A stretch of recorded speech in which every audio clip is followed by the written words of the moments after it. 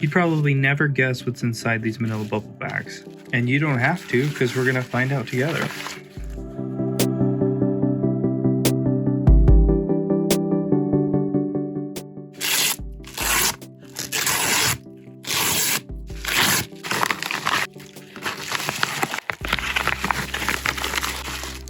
And these are what's inside. Now you might be thinking that these just look like funky screwdrivers, but in fact these are the screwdrivers that Apple uses themselves for all of their repairs. Now you'll notice on here that we've got that it's a micro ESD, which is electrostatic discharge, which means they have the ability to not pass current basically through them from your body, the static that's built up in your body to pass through to the surface you're working on. And then here you see that it says 45 kgf star cm, which stands for kilogram force per centimeter squared, which is basically a metric way of stating the amount of torque that is applied using the screwdriver. And you can see this one's 45, 55, and 65 for the different ones with the different colors. So each one of the screws inside of a Apple device has a specific torque that it actually has from the engineers to know how tight things should be, so you don't over tighten or not have it tight enough.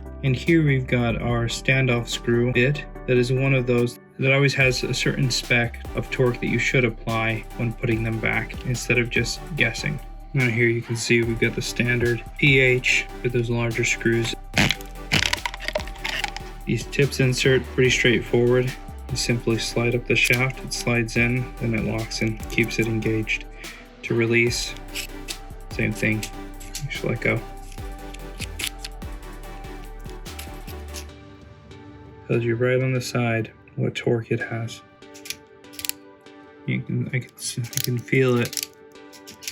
As soon as that click engages, you know that you've gotten to the tightness that it needs to be. These are high quality screwdrivers, a little pricey, but high quality. And if you want the job done to spec professionally, something you should invest in.